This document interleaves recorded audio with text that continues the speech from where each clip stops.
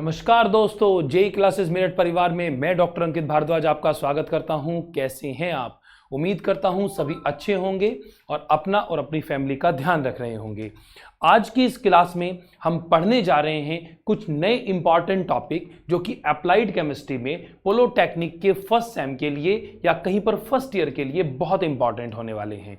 लेकिन आज की क्लास को स्टार्ट करने से पहले मैं आपको बता दूं कि प्रीवियस लेक्चर में हमने क्या क्या पढ़ा था। प्रीवियस लेक्चर में हमने रदरफोर्ड का मॉडल और बोहर-बरी का जो इलेक्ट्रॉनिक कॉन्फ़िगरेशन के रिगार्डिंग जो कॉन्सेप्ट है उसको हमने स्टडी कर लिया है और आज हम यहां पर कुछ नए कॉन्सेप्ट के साथ आपके साथ जुड़ गए हैं। तो ज़्यादा से ज़्यादा वीडियो को शेयर आउट कर दीजिए, अपने सभी फ्रेंड सर्किल के पास यहां पर इसको भेज दीजिएगा इसका लिंक, ताकि आप और आपके फ्रेंड को यहां पर बहुत ज़्यादा फायदा हो सके। और बच्चों, जो बच्चे आज पहली बार वीडियो को देख रहे हैं उनसे मेरा नम्र निवेदन है कि वो चैनल के डिस्क्रिप्शन बॉक्स में जाकर चेकआउट कर सकते हैं कि कौन कौन सी प्लेलिस्ट में यहां पर लेक्चर हो चुके हैं और उन लेक्चर्स को भी आप बार बार जाके दोबारा देखिए ताकि आपको सारा का सारा कॉन्सेप्ट केमिस्ट्री का समझ आ जाए। देखिए, आज आपका ज्यादा समय वेस्ट ना करते हुए जल्दी से फटाफट से टॉपिक पे चलते हैं। आज मैं आपको 3 टॉपिक पढ़ाने जा रहा हूं, बहुत इंपॉर्टेंट है।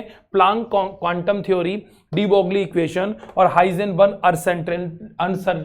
Uncertainty principles. ठीक है, ये 3 कॉन्सेप्ट आज मैं आपको समझाने जा रहा हूं। और अगर मैं यहां पर पॉलिटेक्निक के रिगार्डिंग बात करूं तो मोस्ट प्रोबेबली 4 मार्क्स का आपको इन 3 में से आ जाएगा।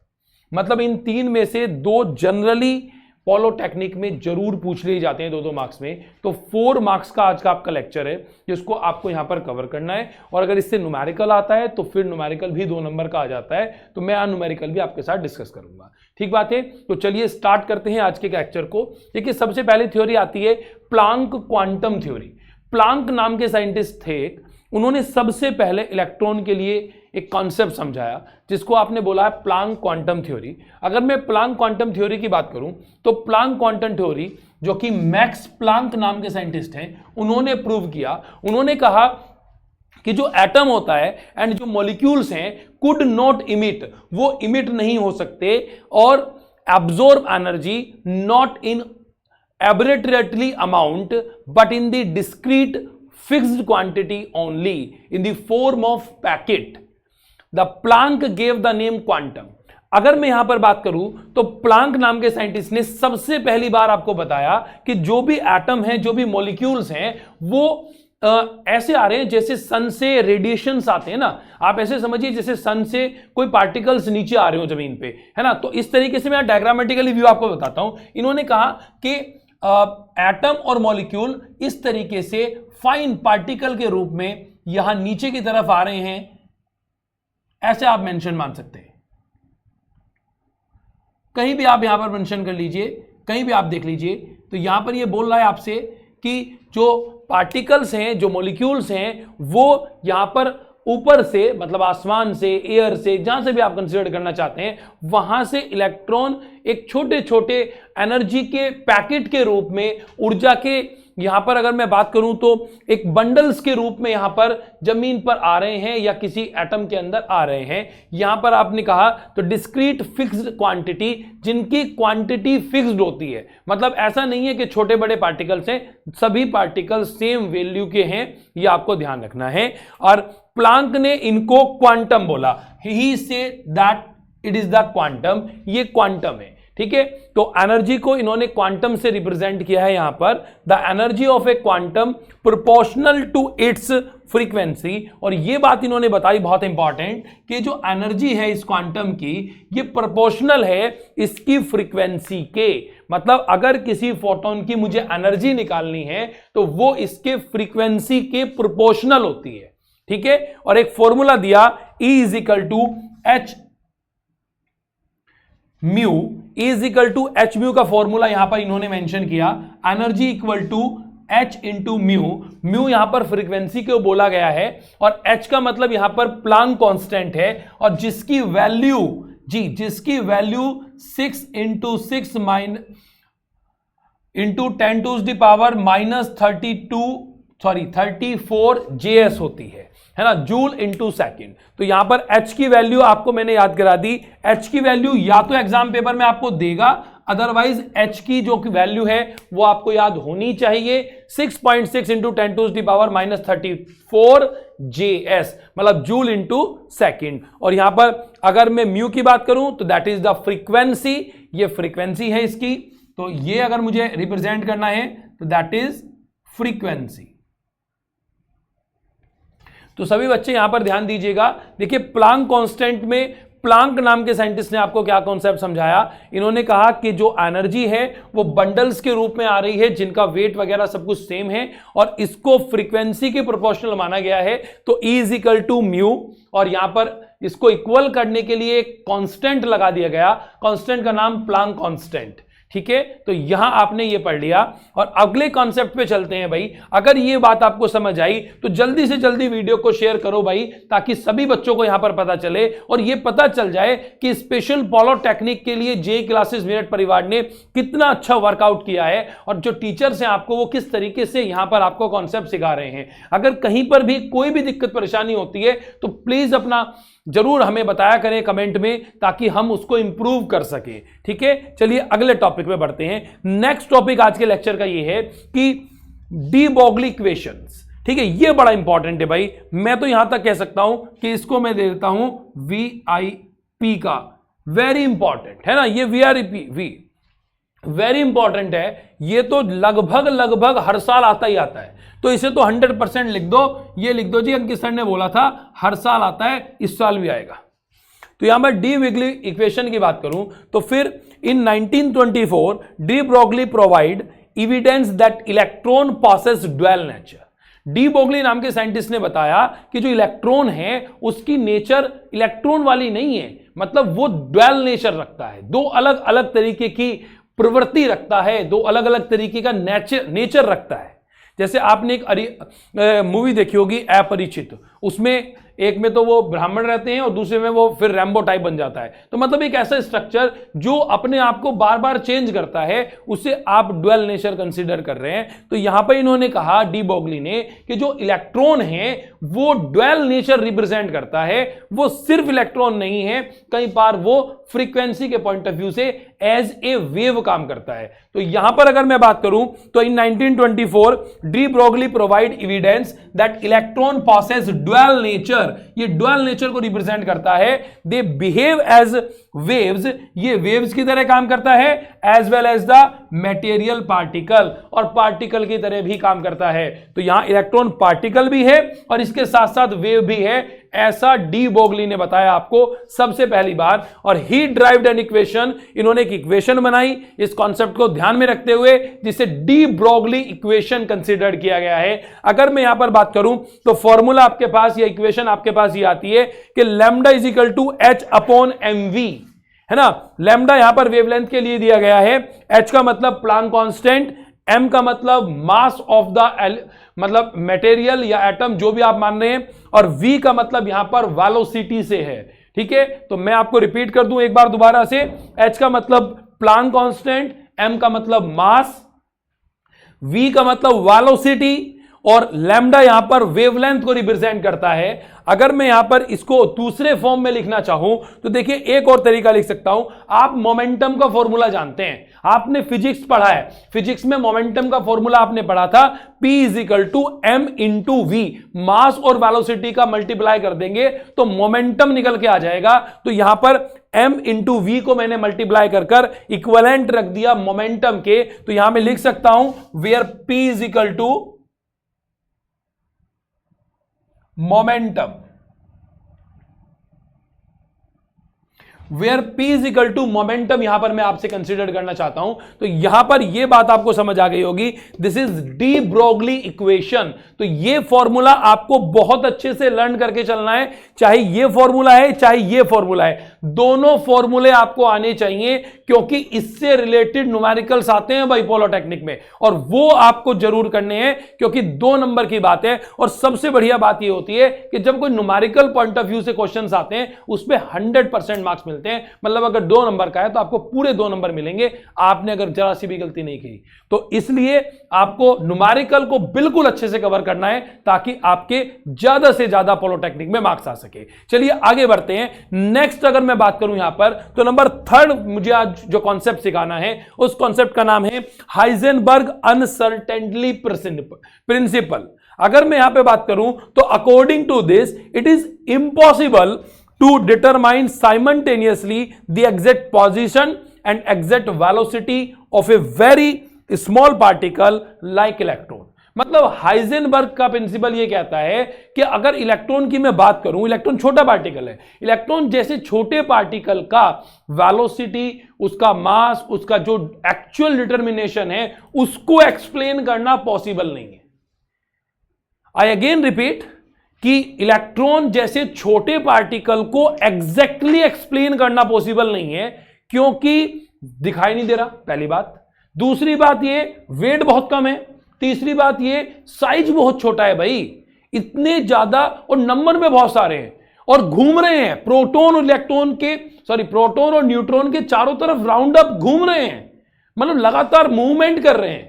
तो उस कंडीशन में इलेक्ट्रॉन के एग्जैक्ट वेट और एग्जैक्ट पोजीशन का बताना पॉसिबल नहीं है।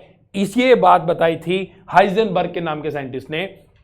तो according to this it is very impossible, it is impossible, ये इम्पॉसिबल है टू डिटरमाइन, पहचान करना simultaneously at that time the exact position and exact velocity of a very small particle like electron. It can be represented as, तो जब exact position नहीं बता सकते तो आपको वेरी करके पोजीशन बतानी पड़ेगी। इसके लिए इन्होंने एक फॉर्मूला बनाया, देखिए फॉर्मूला क्या है, delta x into delta P यहां पर बराबर है लगभग h अपॉन 4 पाई के, ऐसा आपको मानना है। यहां पर h का मतलब अगेन प्लांक कांस्टेंट, पाई की वैल्यू आप जानते हैं 3.14 होता है। दूसरी बात ये p का मतलब अगर मैं कहूं तो डेल्टा p जो यहां पर बोला है, it is the uncertainly in the momentum, momentum के अंदर जो वेरिएशन आ रहा है, क्योंकि वेलोसिटी लगातार चेंज हो रही है। और यहां पर अगर डेल्टा एक्स की बात करूं तो delta x is equal to uncertainly in the position, electron की पोजीशन में जो वेरिएशन आ रहा है क्योंकि बार बार मूव कर रहा है, वो यहां पर रिप्रेजेंट किया गया है। तो हाइजेनबर्ग अनसर्टेनली प्रिंसिपल मैंने आज आपको सिखाया। देखिए मुझे पूरी उम्मीद है कि आपको ये तीनों जो कॉन्सेप्ट मैं सिखा रहा हूं, ये तीनों मोस्ट प्रोबेबली आपको समझ आ गए होंगे। तो इन तीनों को आपको अच्छे से याद कर लेना है, और अगर कहीं कोई दिक्कत परेशानी आ रही है तो आप वीडियो को 2-3 बार देखें, क्योंकि देखिए ऑफलाइन कोचिंग में, ऑनलाइन कोचिंग में थोड़ा सा बेनिफिट्स ये भी मान सकते हैं आप कि आप सेम लेक्चर को बार बार रिपीट करके देख सकते हैं। तो आप इसको दोबारा से देखिएगा, आपको जरूर समझ आएगा। तो यहां पर आज हमने 3 कॉन्सेप्ट पढ़े हैं। अगर मैं दोबारा रिपीट कर दूं तो प्लांक कांस्टेंट ये कहते हैं कि जो एनर्जी है वो फ्रीक्वेंसी के प्रोपोर्शनल होती है। दूसरा रूल ये कि डी ब्रोगली इक्वेशन कहती है कि lambda is equal to H upon P कह दीजिए या एच अपॉन एम वी कह दीजिए। और हाइजेनबर्ग का प्रिंसिपल कहता है कि इलेक्ट्रॉन की एग्जैक्ट पोजीशन और वेलोसिटी को पहचान करना पॉसिबल नहीं है, क्योंकि वेरिएशन बहुत ज्यादा है। तो ये 3 मैंने यहां पर आपको कॉन्सेप्ट बताए, और जल्दी से देखिए भाई, है ना, आगे बढ़ते हैं, एक आधा क्वेश्चन कर लेते हैं, है ना, 1-2 न्यूमेरिकल भी कर लेते हैं डी ब्रोगली इक्वेशन का, ताकि आपका यहां पर पर्टिकुलरली हो जाए, है ना। जल्दी से देखो फटाफट। देखिए मैं एक क्वेश्चन के साथ आपके साथ जुड़ता हूं। अगर मैं पर्टिकुलरली कहूं तो अभी आपने बेसिकली 2 इक्वेशन पढ़ी हैं। एक इक्वेशन पढ़ी है E is equal to M H mu, और एक पढ़ी है भाई आपने यहां पर लैम्डा के लिए कि आप ऐसे भी लिख सकते हैं E is equal to H C upon lambda, ऐसे ही तो लिखा था, लैम्डा इज इक्वल टू, इसे इधर ले जाएंगे, इसको इधर ले जाएंगे, एच सी अपॉन ई, है ना। आप ऐसे भी लिख सकते हैं। ये मैंने आपको वेरिएशन करके बता दिया कि अगर आप चाहें तो डी ब्रोगली इक्वेशन को वेरी करके भी लिख सकते हैं, और अगर सेम लिखना चाहते हैं तो भी कोई दिक्कत नहीं है, आप इसको ऐसे भी लिख सकते हैं, lambda is equal to H upon M V, जो अभी आपने इक्वेशन निकाली थी। तो इनमें से कोई भी फॉर्मूला लगा लीजिएगा, आपका आंसर निकल के आ जाएगा। देखिए क्वेश्चन क्या है, मैंने कहा कि द एनर्जी इसको रब कर देते हैं एक बार, है ना, जस्ट ए मिनट, थोड़ा सा स्पेस बना लें ताकि आपके लिए प्रॉपर वे में सही हो जाए। तो इन्होंने कहा the energy of a photon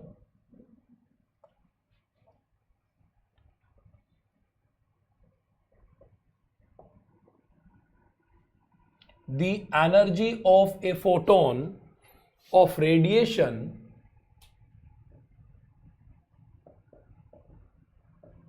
is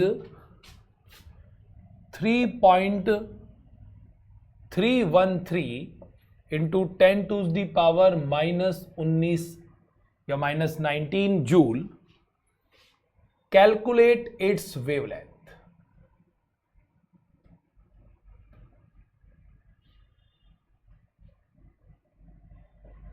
ये क्वेश्चन आपके पास कि एक फोटोन के रेडिएशन का जो एनर्जी है उसकी वैल्यू आपको दी गई है, आपको वेवलेंथ बतानी है, लैम्डा की वैल्यू बतानी है। तो आंसर निकाल लेते हैं भाई, अभी तो फॉर्मूला पढ़ा था, कोई बात नहीं। देखिए कभी भी न्यूमेरिकल्स करते हैं तो न्यूमेरिकल्स का पहला लो, चाहे आप फिजिक्स के करें, मैथमेटिक्स के करें, किसी के भी करें, सबसे पहला लो ये कि आपको क्वेश्चन पढ़कर उनकी वैल्यूज निकालना आना चाहिए। अगर आप ये नहीं निकाल सकते तो आप दुनिया का कोई क्वेश्चन नहीं कर सकते, ठीक है। तो देखो सबसे पहले जो जो दिया है उसको निकालो। तो यहां पर मुझे दिया है एनर्जी, ये राजी, तो E दिया हुआ है एनर्जी, इसने बोला था energy of the photon. E की वैल्यू कितनी दी है 3.313 into 10 to the power -19 joule, ठीक बात है। फिर आपसे और क्या दिया, और कुछ नहीं दे रखा। फिर कैलकुलेट इट्स वेवलेंथ, आपसे पूछ क्या रहा है, लैम्डा की वैल्यू पूछ रहा है। अब ये तो दो चीजें आपको एक मेंशन किया है, एक पूछ रहा है, बाकी सारी बातें आपको खुद बतानी पड़ेंगी। तो आपके पास फॉर्मूला क्या था, आपके पास फॉर्मूला था E is equal to HC upon lambda. C कह दो या V कह दो, एक ही बात है ना, कोई दिक्कत की बात नहीं है। HC अपॉन लैम्डा कह दीजिए। C का मतलब भी यहां पर वेलोसिटी, V का मतलब भी वेलोसिटी, मतलब यहां वेलोसिटी ऑफ लाइट आप यहां पर कंसीडर कर रहे हैं। चलिए मैं आपके लिए लिख भी देता हूं, या where C is the velocity of light,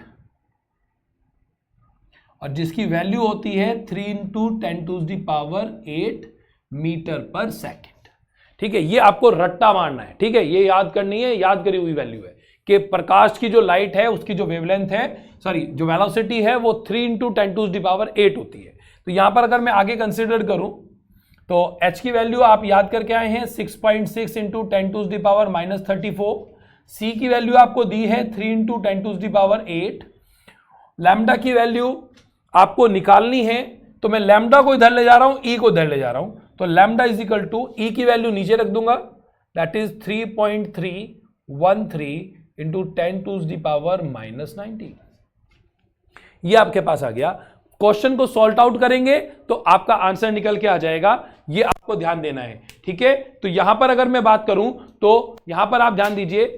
तो नेक्स्ट अगर मैं इस वैल्यूज की बात करूं तो इसमें देखिएगा भाई, आप यहां पर इसको सॉल्व आउट करेंगे और बताओ कौन बच्चा आंसर लगाएगा, जल्दी से बताएं फटाफट क्या आंसर आएगा। अगर मैं इसको डिवाइड करना चाहूं पर्टिकुलरली तो देखो क्या आंसर आ जाएगा, ये लगभग 2 टाइम्स कट जाएगा, ठीक है। और यहां पर 3 इंटू 2 दैट इज 6। अब सारी वैल्यूज 10 टू द पावर की रख लेते हैं, -34 + 8 -19, ठीक है। अब जल्दी जल्दी कैलकुलेशन करें और इनको प्लस माइनस करके वैल्यूज बना लीजिए। देखिए यहां पर देखिए,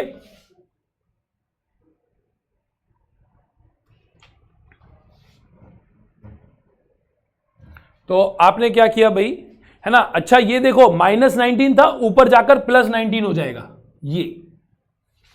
तो यहां पर आप देखिए आपके पास वैल्यूज आ गई 6 इंटू 10 टू द पावर -7। और अगर मैं यहां -7 की बात करूं और मुझे इसे 10 टू द पावर -10 में लेके जाना हो तो मैं ऐसे भी तो लिख सकता हूं भाई, 6000 इंटू 10 टू द पावर -10, ठीक है। अभी ये वैल्यू मीटर में चल रहा है, मैंने इसको एंगस्ट्रॉम में निकाल लिया क्योंकि जहां पर जो वेवलेंथ निकालते हैं वो आप एंगस्ट्रॉम में निकालते हैं हमेशा, मतलब ऐसा माना जाता है। आप यहां छोड़ोगे तो भी कोई दिक्कत परेशानी की बात नहीं है, बस मीटर लिख देना, बाकी कोई दिक्कत नहीं है। तो यहां पर अगर मैं बात करूं तो यहां पर आज के लेक्चर को मैं यहां पर फाइनलाइज करने वाला हूं जल्दी से। तो बच्चों देखो, यहां मैंने कहा अगर आप क्वेश्चन को यहीं छोड़ना चाहते हैं तो आप मीटर लिख दीजिए, और अगर आप यहां से आगे आप एंगस्ट्रॉम में लेके जाना चाहते हैं तो पर्टिकुलरली आपको ध्यान देना है। आप जानते हैं कि 1 मीटर की अगर मुझे वैल्यू की बात करूं 1 एंगस्ट्रॉम की, मैं आपके लिए यहीं पर लिख देता हूं पर्टिकुलरली। यह बात भी याद कर लो भाई, है ना, कि 1 एंगस्ट्रॉम बराबर 10⁻⁻10 मीटर। तो जब 10⁻⁻10 मीटर, तो मैंने -10 में ले गया, मतलब ये इसकी वैल्यू एंगस्ट्रॉम में आ गई। तो यहां पर मैं बोल सकता हूं 6000 एंगस्ट्रॉम, और एंगस्ट्रॉम का सिंबल ऐसा होता है, ए के ऊपर हल्की सी छोटी सी बबल लगा दीजिए। ये आपके पास आंसर निकल के आ गया। तो यहां लैम्डा जो मैं निकाल रहा था, दैट इज वेवलेंथ, ये आपका आ गया 6000 एंगस्ट्रॉम। तो यहां अगर मैं इसको particularly numerical point of view से करूं, देखिए मैं यहां पर थोड़ा सा रब और कर देता हूं। देखो बच्चों, जब आप न्यूमेरिकल करें तो बिल्कुल सिस्टमैटिकली तरीके से करें, इस चीज का आपको ध्यान देना है। देखिए फर्स्ट ईयर या पॉलिटेक्निक की फर्स्ट सेम में यहां पर आपको अप्लाइड केमिस्ट्री मिलता है, तो वहां पर जो बच्चे नए आए हैं अभी 10th 12th करके, उनको मैं यहां पर बताना चाहता हूं कि जब आप न्यूमेरिकल वैल्यूज को पुट आउट करें तो आप बराबर के नीचे बराबर चला करें, इससे सीक्वेंस बना रहता है, ताकि आपको जो आपने यहां पर एक्सप्लेन किया है अपना कॉन्सेप्ट, वो टीचर को बहुत आसानी से समझ आ जाए। हमारा लक्ष्य आपको सिर्फ पढ़ाना नहीं है, हमारा लक्ष्य आपके पेपर में ज्यादा से ज्यादा मार्क्स लाने का है।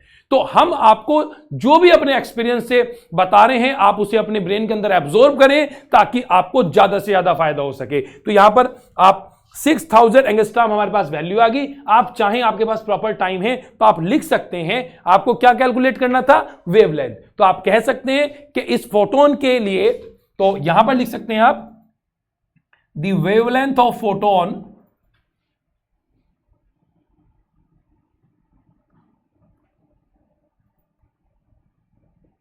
इज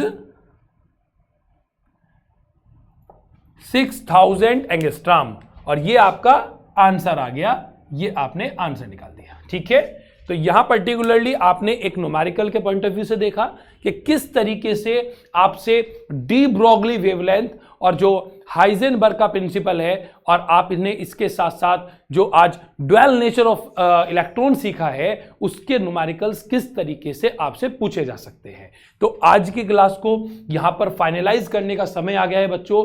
अगर आपको क्लास अच्छी लगती है तो ज्यादा से ज्यादा अपने ग्रुप के अंदर जरूर भेजा करें, ताकि सभी बच्चों को पता चल जाए कि अप्लाइड केमिस्ट्री की यहां पर सिस्टमेटिकली तरीके से बहुत शानदार क्लास हो रही है। और प्लीज वीडियो को लाइक भी करें, और साथ साथ अपने प्यारे प्यारे कमेंट जरूर भेजें, क्योंकि आपके कमेंट हमें मोटिवेट करते हैं कि हम अपने अंदर और ज्यादा से ज्यादा इंप्रूवमेंट ला सकें। आज की क्लास को फाइनलाइज करते हैं, मिलेंगे कल दोबारा से एक नए टॉपिक के साथ। धन्यवाद, जय हिंद, जय भारत।